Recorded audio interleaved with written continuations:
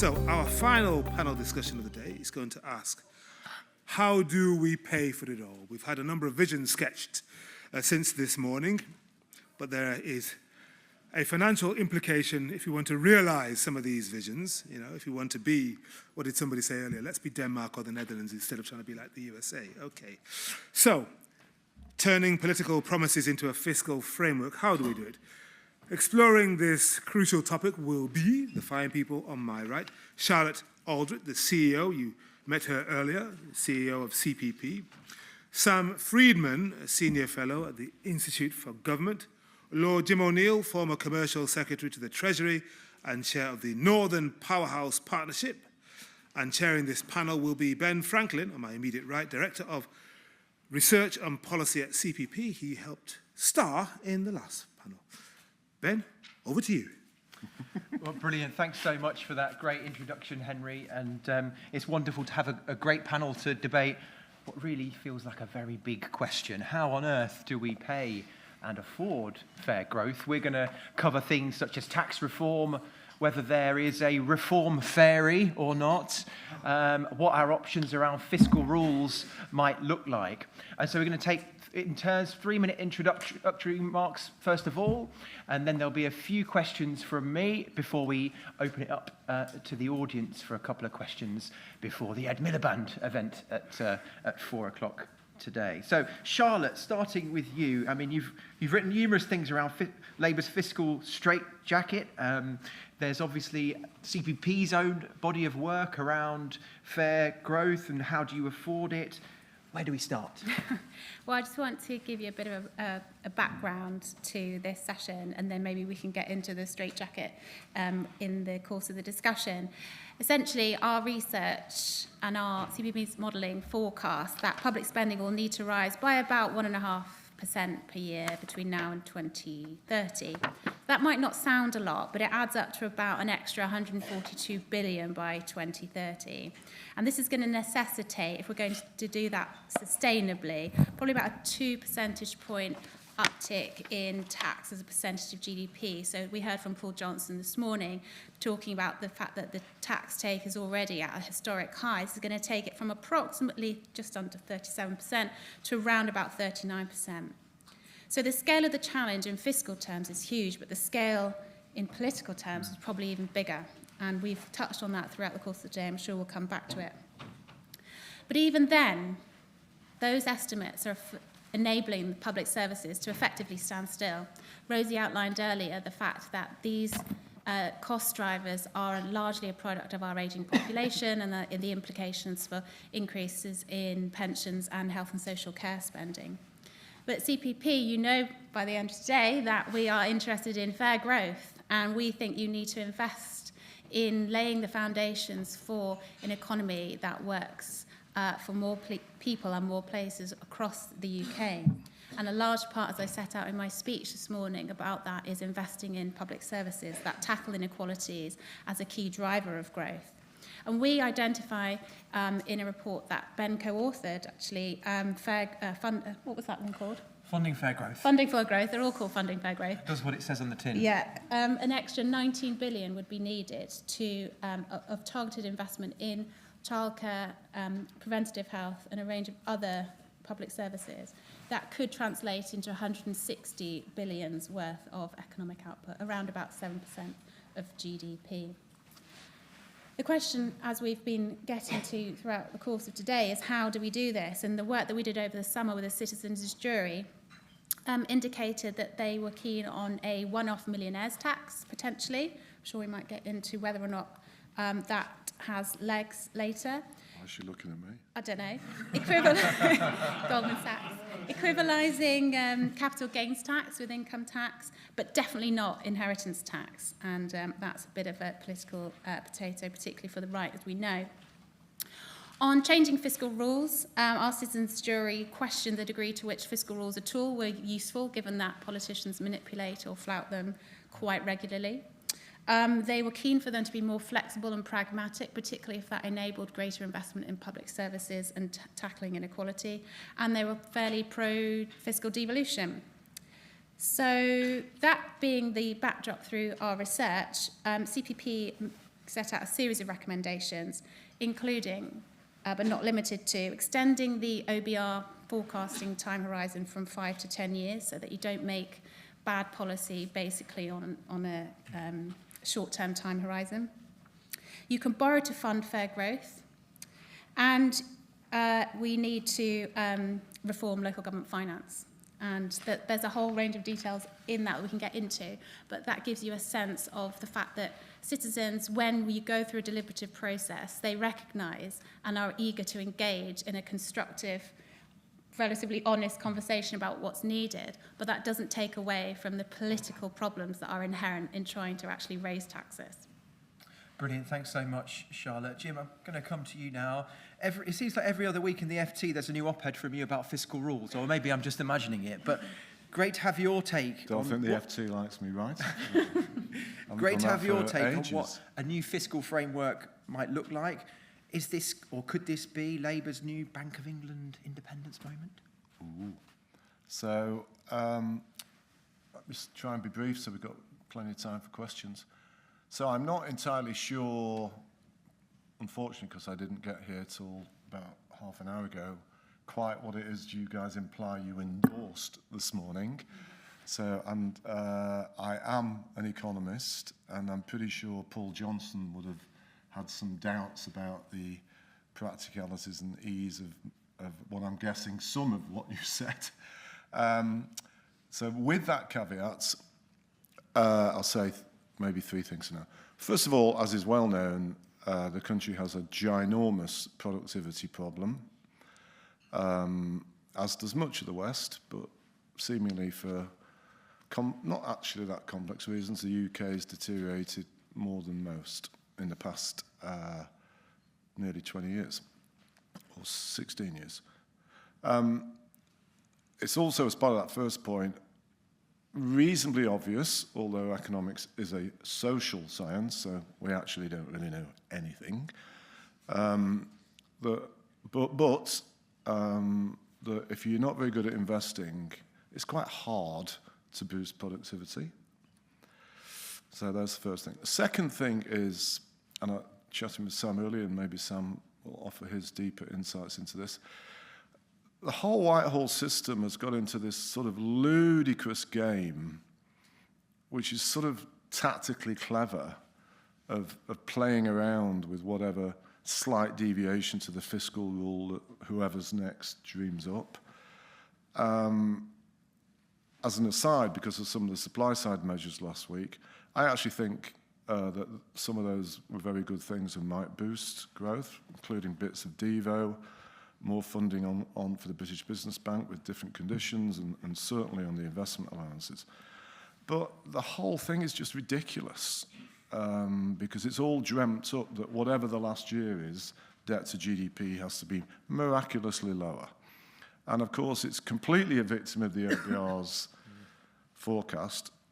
And the OBR has got always really talented people, but they have no marginal skill in forecasting next year's GDP compared to anybody else from that world, and I managed endless of them for 20 years, who do it every day with a lot of people full time. But they are extremely good, which links to my third point, at doing serious analysis about the long term. And the thing that the OBR does that's really good, in my opinion, most people probably are not aware, once a year they do something called the long-term debt sustainability. And in it, they have various scenarios as to what they give a lot of emphasis to actually labour force growth and migration. I wonder why. But quite sophisticated consequences for long-term growth and debt. And at the core of my premise, and Rachel Reeves, by the way, has, and I'm saying this as a private citizen, it's nothing to do with the fact that people mistakenly say stuff about, I'm advising her. It's a load of nonsense. She's got her own mind and her own people. But I did lead a startup review for her. They've already said, to their credit, and I think George Osborne came out within minutes to endorse it, that the OBR should be given further powers and scorecard any major fiscal or tax change they're considering. In my view, in this modern complex world, where there is no magical debt to GDP level that's suddenly troublesome, as many countries have showed, the OBR also needs to be asked or mandated in that to do the same thing with, let's say, 20 of the top stated priorities for infrastructure that the Independent Infrastructure Commission that was set up for this kind of thing, which I was part of why that happened, but hardly anybody knows about them either, is very good at assessing more than anybody else I've come across, because there's not many people that do these things, including being quite objective. And many of these things where people say we should do this, we should do that, it's a wish list of things that may work. And if you had the framework I'm talking about, and I've discussed it with the OBR people, because they're quite sceptical, quite rightly, as economists, quite a lot of the things we all dream up that might be really good for boosting growth, if you really have them independently tested, might not. And that is the way to do it credibly. And for now, I'll stop there. Well, I'm particularly pleased there's someone else who reads the long-term fiscal sustainability report that the OBR produces. I'm not just... It's not to be done on a Saturday night. Definitely not, unless you want to fall asleep. That's true. Sam, over to you. What are your reflections? I saw you ranting a lot about the autumn statement last week, as indeed I was as well, although not with your Twitter following, obviously. Be great to know what your thoughts on this are. I was going to have a rant about the autumn statement, if that's okay with you. Perfect. So, watching the autumn statement, I felt like you're sort of in an Alice in Wonderland world. It's completely crazy. We have got a fiscal rule that is based solely on whether debt to GDP is falling in 5 years' time, and no other contextual factor. It's like basing your life decisions on whether you think right now you'll get a pay increase in 2028, and nothing else. And then, at the same time, in order to meet this completely arbitrary rule, you then have a completely fake set of accounts for the period after 2025. The government is saying, we're going to have cuts. We're going to have spending increases on the revenue side of 0.9% a year for the 3 years after 2025. If you assume the defence is going to stay at 2%, which is the current target, you assume the health workforce plan will happen in some form or another, and you assume that they want to keep pupil spending for schools flat, that means you're talking about 10% cuts to every other bit of government spending, assuming those plans were to actually happen. We're going to cut the Home Office by 10%. We're going to cut MOJ by 10%, with full prisons, with a court backlog of 70,000 cases. We're going to take, a 10% cut to the Home Office is 30,000 police officers. We're going to take 30,000 police officers back out again, just after putting them back in, after taking them out the last time. It's clearly not going to happen, and the capital figures are even more ridiculous. The implied cut to every department's capital budget is 15%. And this is at a time when you have a combined maintenance backlog in health and education of about £25 billion. Obviously, the need for a larger prison estate if you're going to continue with current sentencing policy and so on and so forth.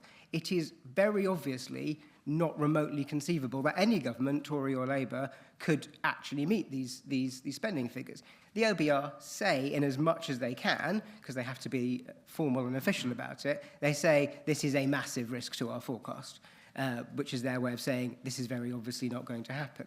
They correctly note that we went through this in 2015, 2021, and in both cases, the spending review that happened after an election put up spending by about £35 billion more than they had been told before the election. And that is exactly what will happen again after the next election. Whoever is in power, they will need to spend a lot more money than is being currently claimed. But because neither the government nor the Labour Party want to acknowledge that, we are in a complete Potemkin fantasy world for the next year where we can't have a sensible conversation about the question of this panel because no one will deal with the very obvious situation right in front of us. There you go, there's my rant. No, I've enjoyed it. Pretty good rant. So, given the rant, what's a better way to do things? So obviously, Jim, you've mentioned the long-term factors at play and the way the OBR could be expanded. But what about the role of taxation? Now, we heard Paul Johnson earlier basically saying we're going to be at a permanently high level of taxation probably for the remainder of his life this morning. Do you kind of agree with that as a panel? And if so, how do we adjust to that move in terms of where the tax burden is likely to fall? Jim, do you want to go first? Not sure. 3 quick things, again, hopefully quicker than the 3 or 4 minutes I talked before. You know, I looked casually again at how we do relative to our size and wealth as a share of GDP per head and GDP. And I think we are about 24th in terms of wealth. And if you look at the countries above us, in fact, the OBR, I think, pointed this out in the spring budget. More than half of them that are wealthier than us are higher taxed. And it's, you know, it's part of our history, and because of some of the successes that came with aspects of probably the Thatcher era, I suspect, or the Big Bang and some of that, maybe. Social science, remember. But it's just basically not really that evidential. It's what you do with the taxes that I think is important. If you just raise taxes for the sake of it, as a lot of Latin American countries kind of show, guess what? You don't want to do that, which is why you need independent people, truly objectively, Bank of England independent style, let's call it, really doing the proper analysis rather than somebody that just happens to appear in a cabinet saying, oh, I want to do that.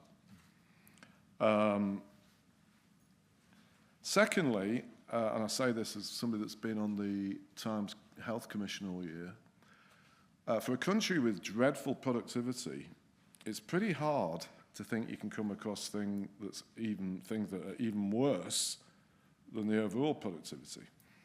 And surprise, surprise, if you look at the productivity in quite a lot of things in the public sector, they are woeful even by the national standards.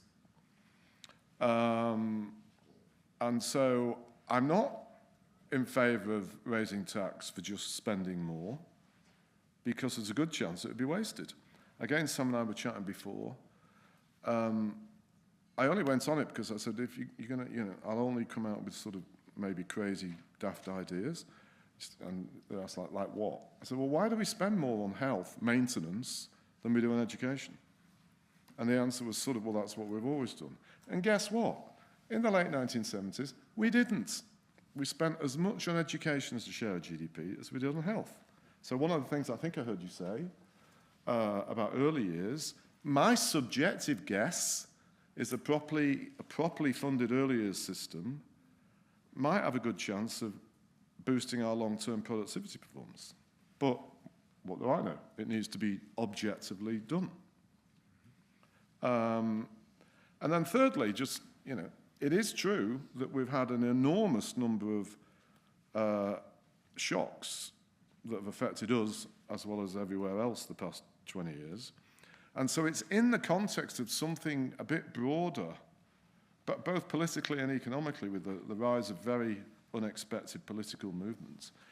There's something about what I describe it as profit with purpose. There's something also about the way capitalism has developed,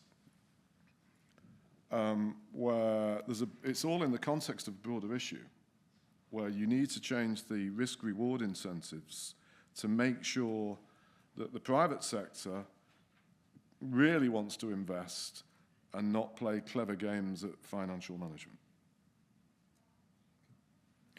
Thanks, Jim. Sam, what are your thoughts? So there's one sort of way of telling the story of British history over the last 40 years, which is that it's an attempt to artificially hold down the tax burden through a series of other measures, through a series of tricks. So, in the 80s, Thatcher and then Major did a lot of privatisation, and they had the North Sea oil money, and that allowed them to keep taxation relatively low without hammering public services too much. Labour had PFI, spent hundreds of billions of pounds off balance sheet through PFI. Then the ONS said, sorry, you have to stop doing that. You can't keep doing that. That needs to go on balance sheet. Osborne and Cameron tried austerity, and they also tried they had a monetary policy which was sort of very low interest rates, huge amounts of QE, which have helped as well. And all of those kind of things have now run out. We've run out of all of those options. And we're left with actually having to pay for the things that we want. And that's not very palatable to politicians or indeed the public. So I don't think sort of like the fact, you say the tax burden's higher than ever, but in a sense, that's not a very useful comparison because we had other means of holding down the tax burden. The question is, what do we need to spend and on what?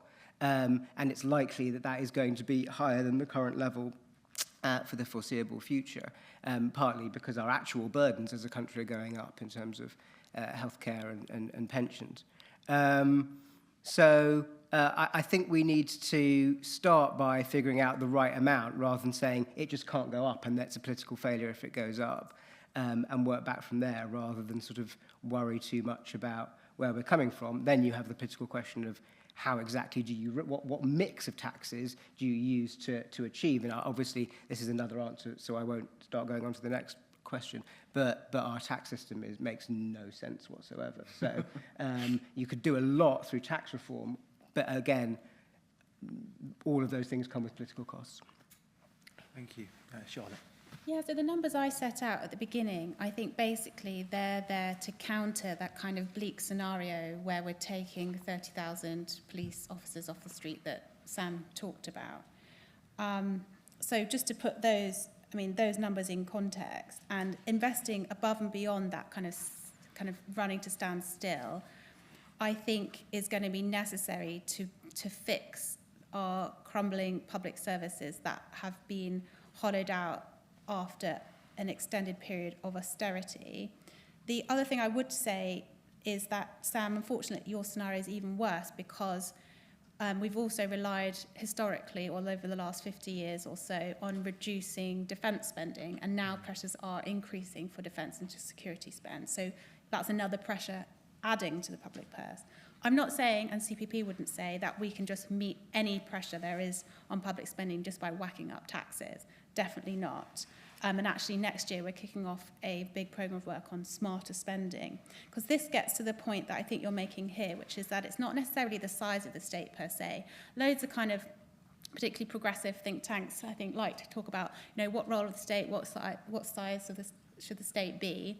And the centre-left gets itself wrapped up in knots on that same question as well. Rarely do we talk about how do we create a more efficacious state where we're focusing on how you, if you are going to invest in X, what the return to growth could and should be. And I think Jim's absolutely right on thinking about how you get that independently verified and placed to the kind of criteria that we set around how you reform fiscal rules to start for Treasury and others involved in our economic institutional ecosystem to start making those assessments more credibly. And then just my final point, I think the autumn statement last week stretched kind of our fiscal policy making and I think the OBR's independence beyond credulity. I think it's the right thing to do for Rachel Reeves to say that we should improve and strengthen our economic institution making. And there's a whole string of recent case studies from trusts onwards that kind of explains why we should do that. But I think actually we need to look at the OBR itself before we think about how we strengthen its powers. We need to make it more transparent, more open, and more willing to engage with Jim and other colleagues, other academics, other people working in this space to really stress test their assumptions. Otherwise, I think there's a risk it itself becomes a political football. Thank you. And that's a segue on to my next question, really, which is about the role of institutions. So, as you rightly say, obviously there's a huge amount of emphasis put on what the OBR does, and one of the big failures of the Truss experiment is that she ignored the OBR. I think, actually, maybe if she'd run those numbers through the OBR and magically found some way of balancing the books at the end of the forecast period, then she might still be with us, who knows? But I'm really interested in the panel's views on the role of the OBR and the role of the Treasury as well. I mean, to some extent, obviously, these are institutions that safeguard public spending, but sometimes, obviously, there's parts of the debate that said actually they constrain growth. So to what extent should we be bestowing more powers on those institutions, or less, or differently? Sam, can I start with you on that?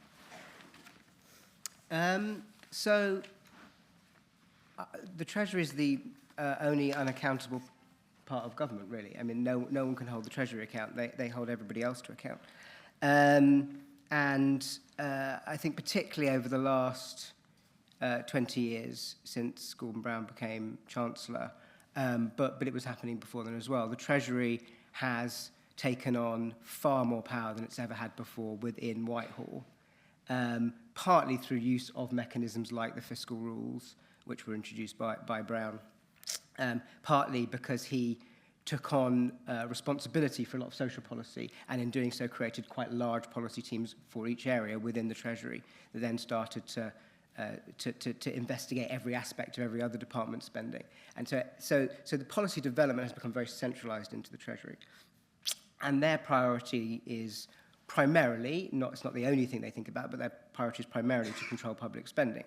So that means the sort of short-term spending envelope, the scorecard, as they call it, has become by far the dominant way of the dominant tool for policy making in Whitehall, and it has to be part of it. How much you're spending obviously has to be part of the conversation.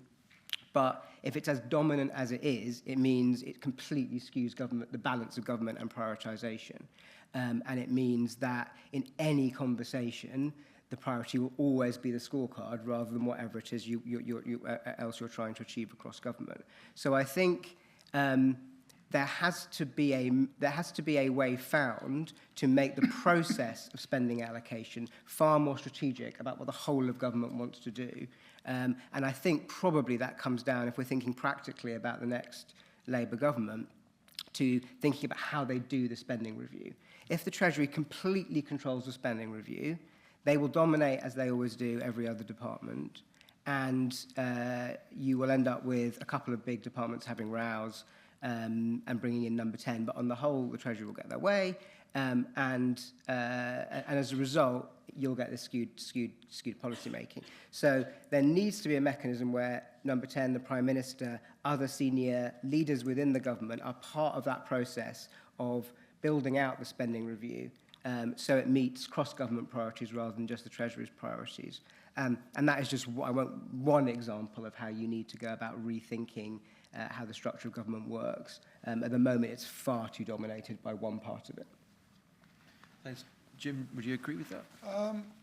I love listening to what Sam says. It makes a huge amount of sense, but, a lot of, I don't know whether caveats or what, but obviously I have also worked as a minister in the Treasury. And one of the things that sort of positively surprised me, having had, my previous life, including 20 years at Goldman, and I think I got myself quoted saying this in public, I was really positively surprised about if you engaged in the right way with how officials would really focus on certain things. And so I think the part of what Sam said towards the end, and we can all think of our favourite leader of the past on either side of the political spectrum. If you have a leadership that really, really wants to do things, then it sets the terms as to how the whole machine kind of needs to operate.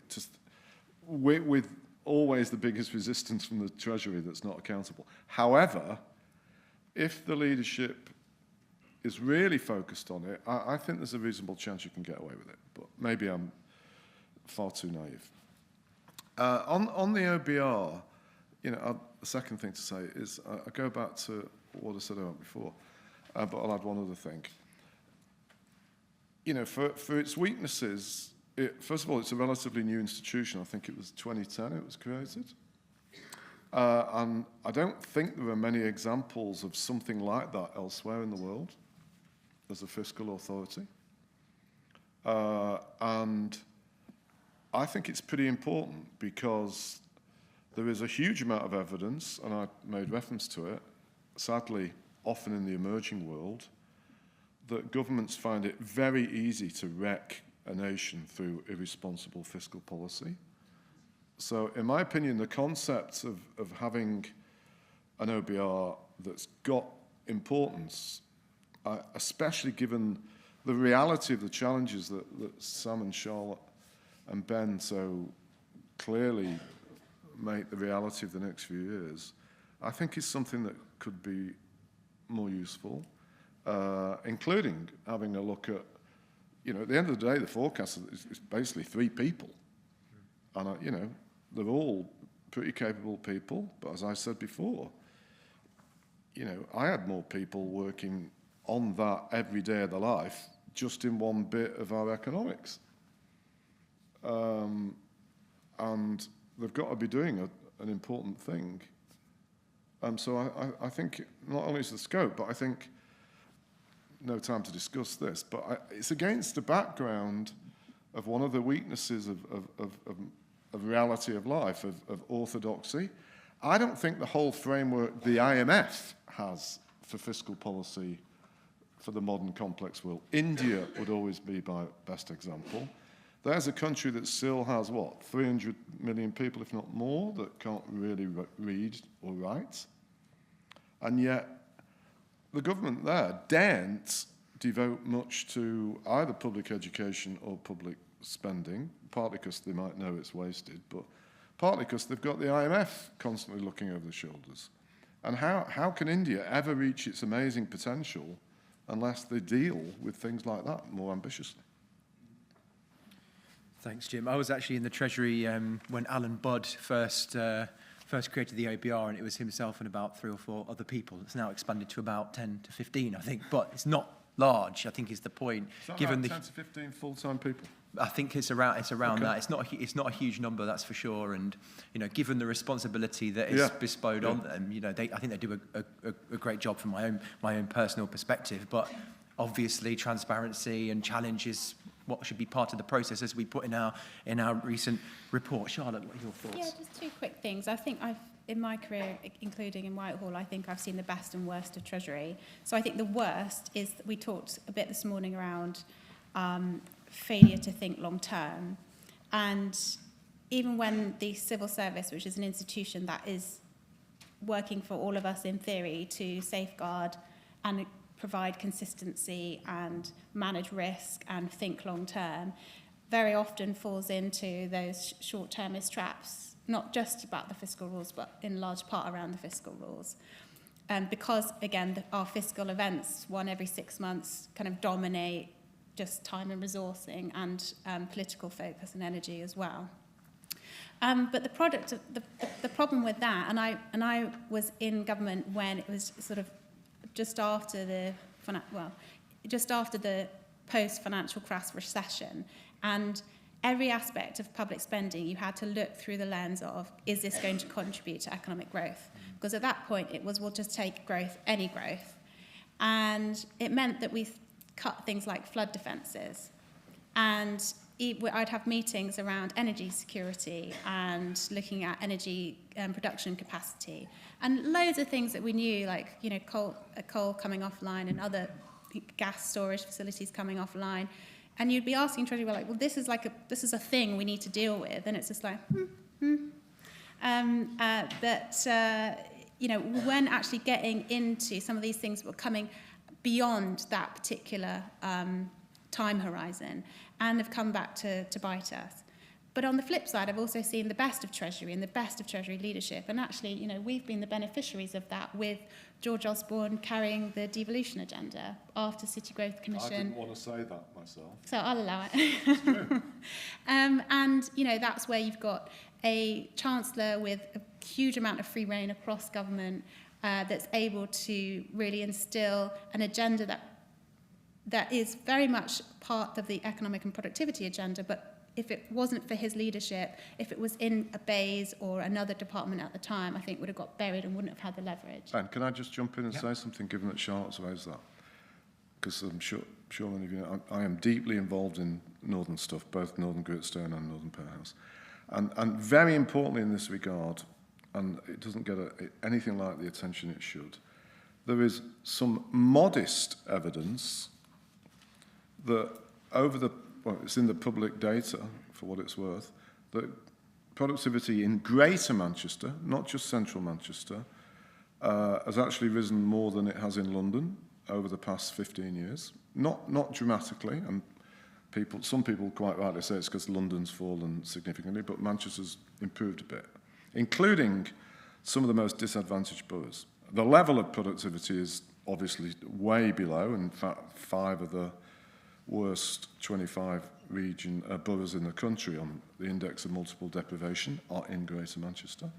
So I don't want anybody to misunderstand that. But it might have nothing to do with the whole of that devolution journey. But people, again, that you and I know well, like Mike Emmerich and these guys, have published some stuff that basic things like the ability to control your local transport properly. And so in this case, the Oldham area is particularly intriguing, where suddenly, because of the tram, people can move around a lot better. That's one of the places which I didn't realise until I saw the data, has seen its productivity improve more. So I am an enormous fan of the whole devolution thing, but I don't really have time to talk. I mean, there's also research out now that suggests that life expectancy has improved in the poorest parts of the northwest as well. Whereas it hasn't in similarly deprived parts of the rest of the country. So there's some emerging evidence of the success of devolution. I'm conscious of time, and I want to open it up to questions from the room now. So we'll take a couple and then bring that back to the panel. Yeah, at the front here. My name is Paul Hudson. I'd like to thank the panellists, in fact, for their interesting contributions. I just want to make a couple of comments about language before I pose my question. One of them is about national productivity. I don't think this makes an awful lot of sense to apply to a post-industrial society. And the term tax burden, I was appalled to hear a shadow Labour cabinet minister talking about tax burden. It sounds as if, in fact, we get nothing in return. Taxes are used for support state education, health and so forth. Now, the question I want to pose, I'm completely in the dark on this, and I hope the panel can answer it. The national insurance contributions are not really a hypothecated tax. Now, I'm an 85-year-old pensioner, so I belong to a generation that's more likely to want to use health and social services than younger generations. So what I am wondering is whether we could merge the so-called national insurance contributions with the taxation system so that people like myself, I consider myself one of the better pensioners. My pension is about 60% of the average wage in England and Wales. We should be paying more taxes, and there are other pensioners who are far worse off than myself. We arrange the tax system in such a way, in fact, that they don't pay any more. Would it raise very much more revenue, in fact, if we adopted a system whereby better off pensioners like myself contributed more, in fact, to tax revenues, while at the same time poorer pensioners are not made any worse off than they already are? Thank you very much. Thank you. Can I take another question, please? Two on at the back of the room there.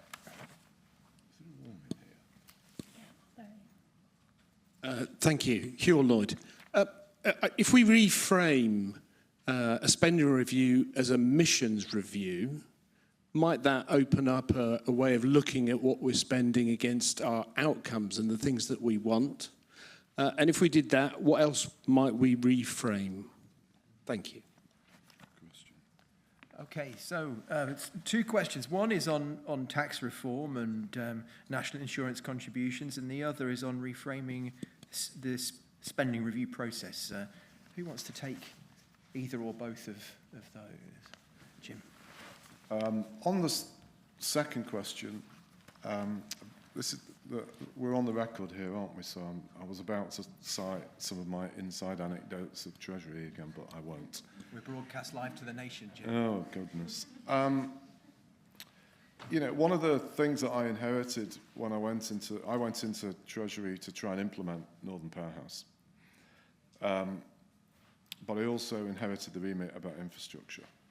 And at the end of the first week, I had no idea how the hell one was supposed to behave for a start, and a bit bamboozled. And there was all these grandiose, Hinkley Point here, Heathrow, HS2, and I sort of jokingly said to some people at the end of the first week, are these just like a test of my mental stability? Because I don't really get any of it. And I said to the same officials and, let's just say, some important policymakers, what the country needs, I love what your question implies. I said, what we really need to have someone do, which is partly the little bit I played as to why the Infrastructure Commission came around, is somebody needs to do a 2050 vision of what the UK ideally should look like. And then from that, back out the art of the possible. And it was some of the advisors that really persuaded Osborne to create, particularly, what's his name, from The Economist magazine. Anyhow, Richard Davis deserves enormous credit for that. However, it didn't have any power. In fact, its powers were diminished within 5 minutes of it being set up because of the politics. But that's exactly what it should be, in my opinion. On the first one, I'll leave it to others, but it's blatantly, one has to be so careful because disadvantaged and there's a lot of very disadvantaged elderly people, understandably get very annoyed. So, but I think what you're implying is, or put it like this, 30 seconds, it is quite clear we are living through an idiotic intergenerational shift, which is completely unfair on young people today. And another part of, it seems to me, a reality check, somewhere in the future, possibly linked to a Mission 2050 type thing, somebody's going to do something about it. But Sam, I'm sure, and Charlotte have looked at that in way more detail than me. Charlotte, have you got any thoughts on either of those questions? I think your point around the tax burden language is right, and I've heard others. Steve Richards, the journalist, is very good on this. I think it would be amazing, particularly for Labour, to be able to craft a narrative that was more around how taxpayers' money was being invested in the good of the nation and the missions and all the rest of it. Instead, it's caught very firmly in a tax and spend trap where to increase taxes is to compound the cost of living crisis, to propose any kind of policy or spending innovation is to need to find a way of funding it, which is a kind of one in, one out type arrangement in the discourse between now and the election. So I'd like to think it were possible, but I think it is going to take, I don't think it's going to be Labour that confront that, and I'd be surprised if the Tories did it either, because ideologically speaking, they want to often talk about the tax burden as a bad, disabling thing in itself. So I guess step forward any Liberal Democrats out there that feel they can fill the gap. Is that a conference for next year? Maybe. Sam. Quickly, on NICs and income tax, my mum is a professor of tax and has been arguing to merge them for the last 30 years without any success. So, given that she has not managed to persuade the Treasury to do it, I don't think it's going to happen. However, one thing you could do which would be less of a change, would be to apply national insurance for upper earnings limits to pensioners who don't pay them at the moment. So you could say if you're a richer pensioner earning over £50,000, you have to pay some NICs as well as some income tax. That is one simple way you could kind of get to what you're talking about, I think. On missions and spending reviews, we did have more strategic spending reviews when they were first created. The Blair-Brown government used public service agreements to try and set kind of targets for what departments were supposed to be doing, as well as having the scorecard. Osborne got rid of all of that and just went down to the scorecard again. So I think we have a bit of a model for slightly more strategic spending reviews. I think you could go another level beyond that. As I was sort of saying earlier, you need to bring in more of government and certainly the Prime Minister more directly. And I think the missions could be a way of doing that, but you'd have to set some tighter boundaries around what exactly those missions were and give them a sort of a defining point at the end of your spending review period, if it's 3 years or 4 years. Otherwise, that would be very difficult to do. But yes, some way of making it more strategic is vital. Brilliant. I think we've got time for one more very, very quick question. So if you've had a burning... Yes, hand straight up there in the middle. Yeah. Yeah, I can chat. I'd like to know the panel's opinion on capital gains tax, sort of picking up Sam's point on tax reform and also Jim's point on sort of, independent analysis and like weight of consensus, like the Office for Tax Simplification and their weight behind sort of a recommendation on capital gains tax. So I'm just interested in the panel's. Okay, brilliant. So just in case people didn't hear it, question on capital gains tax reform. Should we do it? What should that reform look like? You've each got 30 seconds to answer that question. Jim. Shall I go last? Yep. Charlotte, do you want to? Our summary version is we think it's potentially one of the things that an incoming government should consider in terms of equivalising capital gains tax with income tax. It's not necessary. There are downside risks to it, but it's worth exploring. Brilliant. Sam. Well, again, my mum was on the Office of Tax Simplification, so if she thinks it's a good idea, then I think it's a good idea, or I'll get in trouble when I get home. So, I think yes, you could raise some money out of doing it. You'd probably have to make it inflation. You'd have to take inflation into account if you were going to put the rate up a lot. But yes.